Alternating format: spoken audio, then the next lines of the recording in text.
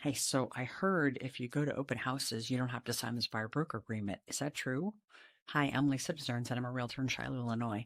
I feel like this is something that I hear a lot now is people say, well, I don't want to sign a buyer broker agreement, so I'm just going to go to the open house. Or I'll literally get an inquiry online or a call saying, hey, is there an open house coming up on this property? Because people are kind of scared with the whole, presenting the buyer broker agreement before the first showing. It's kind of intimidating to some people, and they're really not understanding why it happens and when it happens. So the law says that anytime we start to have a substantial conversation about buying or selling real estate, we have to have our agreement in writing. So what does that mean?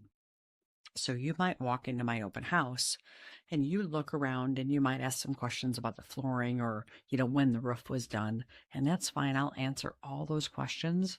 But as soon as you say, well, I think I might, want to buy this house, what do you think a reasonable offer would be? Now I have to pause and we have to have that conversation because now you're asking questions that pertain to representation. If I'm going to advise you on what kind of offer you would make on a property, that's going down the road of representation. So I have to explain to you what it would mean to work together. We have to sign a buyer broker agreement before we can proceed on that. So that's really the difference is you're just asking general questions, just kind of perusing around. No big deal. Do that all day.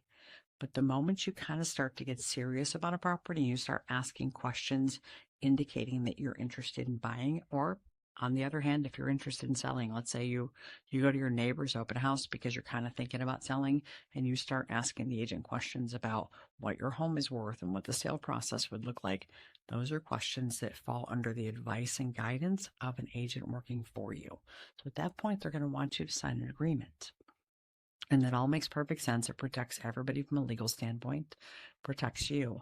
So the way to avoid that is typically when I meet clients, and let's say they're not really ready to do like a long-term commitment. We've done a short-term commitment just to get 1 or 2 showings in.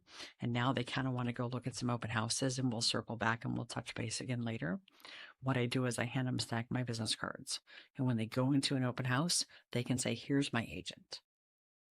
And then that kind of takes the pressure off of the listing agent or the person who's working the open house, kind of hounding them about where they're at in the process and who they're working with. And if they sign that agreement with anybody, they can just say, here's my agent, provide my information, and then kind of be left alone at that point. But that also means don't start asking questions about how to make an offer. Don't sit down with that agent and say, I want to buy this house. Come back to me so that you'll have your own representation, because most of the time the agent working that open house already has an agreement to work with the seller. I typically host my own open houses, or an agent on my team hosts my own open houses. We've already got an agreement to work to represent that seller.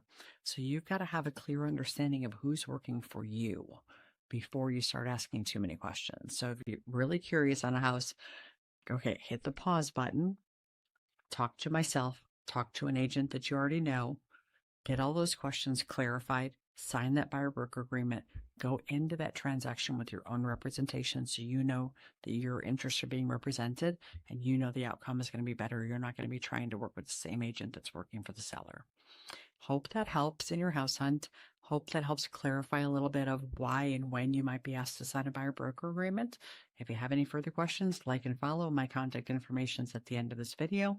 Feel free to reach out to me directly and I'll answer any question you may have. Thanks. Talk to you later.